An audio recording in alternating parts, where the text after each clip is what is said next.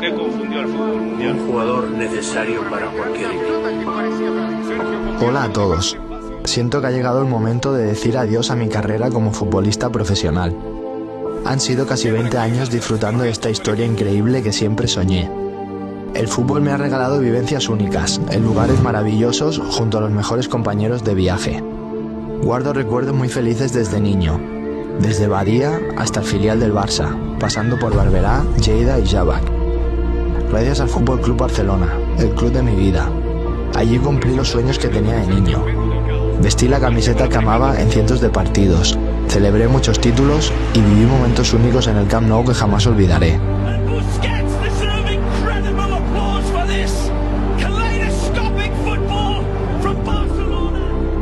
Gracias a la selección española, gracias al Inter Miami, gracias a los fans de todo el mundo por su cariño y respeto. Me retiro muy feliz, orgulloso, pleno y sobre todo agradecido. Muchas gracias a todos, hasta pronto. It was an honor to see you play at Barcelona. Sergio Busquets, a Barcelona icon and now midfielder for Inter Miami, has announced he will retire from professional football at the end of the current MLS season.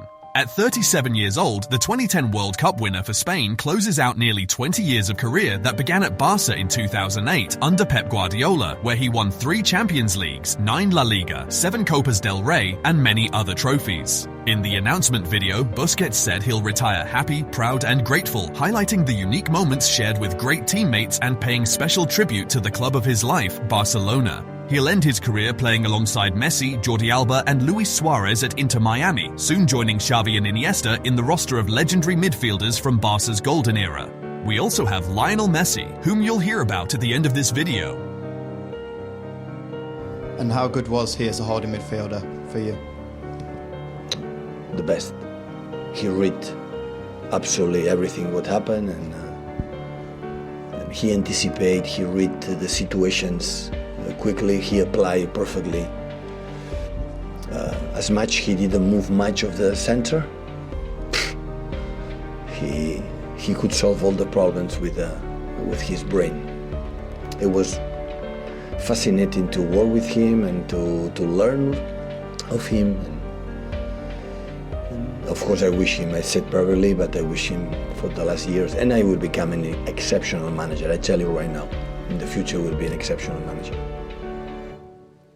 While some are saying goodbye to football, others are making their return. Hey, I'm back! Lamine Yamal announced on social media that he's back. The winger posted a video with goals and highlights from games and training, along with a direct message, "Hey, I'm back," followed by a smiling face and a dancing emoji. It's likely he'll play against Real Sociedad on Sunday. What seems certain is that he'll be available as expected for PSG. The good news is that Barcelona won all their matches without him on the field. Now he's back to mess with the opposition again. Hansi Flick is transforming Barcelona. Almost every player who comes under him seems to evolve. The most spectacular case is, without a doubt, Rafinha, from a questioned lifeless player to a Ballon d'Or top 5. It's almost a robbery, but it's a leap that seemed impossible after a season in which he himself felt small compared to his own performance. And Rafinha is only the tip of the iceberg. Jules Koundé fell in love with playing at left-back. Pedri has found the ideal position to control the midfield. Ferran Torres has blossomed as a number 9. The list is long and the exceptions are very rare. But today, I want to focus on one name, Frenkie de Jong, who for me was the turning point in the 3-1 win over Real Oviedo. When he arrived at Barca in 2019 from Ajax as Europe's midfielder of the year, Frenkie carried the expectation of dominating the Blaugrana midfield. 6 years have passed. His performances were never as bad as people claimed, but they never reached what everyone expected either. The feeling was clear. Something didn't fit. Player and club seemed to speak different languages. There was a lot of debate about style, positioning, roles. Lots of theory, little practice. Until Flick arrived. The German added the spark the Dutchman needed, even when the more obvious choice might have been to lean on Marc Casado, who had been doing well. He made Frenkie a substitute for Pedri without stealing his space. He gave him back the freedom to be the player he is, not who others wanted him to be. Maybe that's the secret of Flick. Because more than imposing a system, he integrates each player into his vision without suffocating their essence. A task that sounds simple but is extremely complex. Today, on the day Sergio Busquets announces his retirement, we can say Frenkie de Jong will never be Busquets, never the new Busquets. But thanks to Flick, we can say something even more valuable. Frenkie de Jong is once again the same Frenkie de Jong whom Barcelona signed. On the program La Tribu in Spain, commentators analyzed Barcelona's win and the error by goalkeeper Joan Garcia. Some, like Jose Luis Sanchez, believe that even in good form, he won't be called up by Luis de la Fuente, who is unlikely to change the current goalkeeper group. Pilar Los Santos argued that Joan is currently the best goalkeeper in Spain, above Unai Simon, yet still probably won't go to the national team. Juan Carlos Rivero pointed out that he saw national team level quality in Joan already when he was at Espanyol and that now there's more attention because he plays at Barca. David Bernabeu remembered that despite the mistake against Oviedo, Joan Garcia has already saved Barcelona from losses in other matches, like at Vallecas. 8-time Ballon d'Or winner, 2022 World Cup champion, and the face of FC Barcelona, Lionel Messi has stated that he won't use age as a benchmark for deciding when to retire. Instead, he'll be guided by the joy of playing, his ability to help the team, and the level of performance he can maintain. If he can no longer do that, or if he stops enjoying the game, then, and only then, will he consider ending his career. Messi acknowledges that he is in the final years of his professional career, especially with the Argentina national team, and has hinted that his cycle wearing the albiceleste jersey is nearing its end. He mentioned that retirement from the national team will come soon, though no specific dates have been set. Inter Miami could be his last professional club, a possibility he himself has mentioned, but it's not confirmed. It's also unclear whether Messi will play in the 2026 World Cup or retire before that. Everything remains speculative. His current contract with Inter Miami runs until 2025 with no signs of renewal yet. For many fans, the expectation is to see him play his final World Cup in 2026. At Barcelona, Deco, the club's sporting director, recently emphasized, "You can't talk about Barca without mentioning Lionel Messi. He is the most important player in the club's history." Deco also assured that Messi's official farewell in front of Barca fans is only a matter of time, an inevitable moment for an athlete already recognized as one of the greatest of all time. Na verdade, não tem como falar de Barcelona sem falar de Messi, né? Eu acho que o Messi é o maior jogador da história do clube. Os títulos, eu acho que assim a história do Barcelona é Messi, outros jogadores, óbvio, mas o Messi não tem como falar da carreira dele sem ou seja, é Barcelona. Então não tem como não ser assim. Acho que é uma questão natural, óbvio que tem que se fazer um jogo, tem não sei o que, mas óbvio que vai acontecer, até porque é o maior jogador da história do clube, é um jogador que anos jogando num nível quase impossível de manter, bateu todos os recordes, números, enfim, tudo aquilo que possível.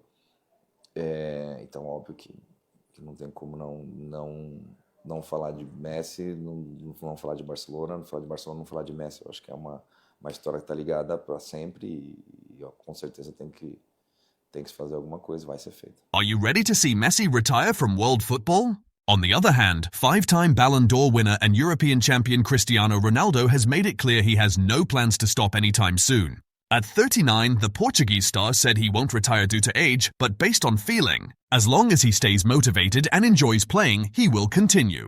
Currently playing for Al Nassr in Saudi Arabia, Ronaldo renewed his contract until 2027 and has indicated that he will likely end his career at the club. Maybe in a year or two, I don't know, he recently commented, without giving exact dates. He continues to play for the Portuguese national team and stated that when the time comes to step away, it will be a spontaneous decision, without much prior announcement. Unlike many former players, Messi and Ronaldo have no plans to become coaches after retiring. Ronaldo is more focused on business ventures and possibly owning a club, while Messi also has multiple investments. For now, both continue breaking records and proving they are still competitive at the highest level. The question is no longer when they will stop, but how far they intend to go.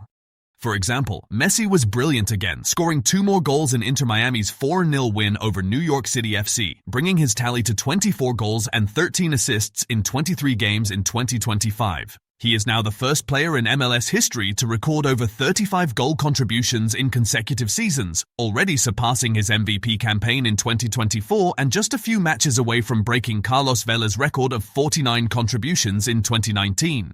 Messi also became the 4th player in MLS history to score 2 or more goals in 8 matches in a single season, joining Zlatan Ibrahimovic 2019, Mamadou Diallo 2000, and Stern John 1998.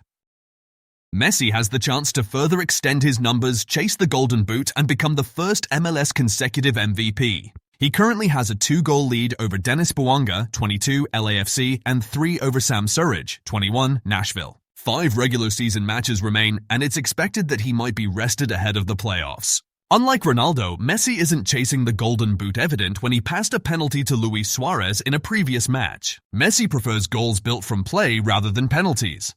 Cristiano Ronaldo, meanwhile, has played 1,288 professional matches, averaging a goal every 111 minutes. At Al Nassr since 2023, that pace improved to a goal every 98.8 minutes. At this rate, he will need roughly 5,400 minutes or 61 matches to score the 55 goals remaining to reach 1,000. The projection suggests he could hit this milestone in his 1,349th game. For me, reaching the first 900 goals is the best mark, but my challenge is 1,000 goals, said CR7.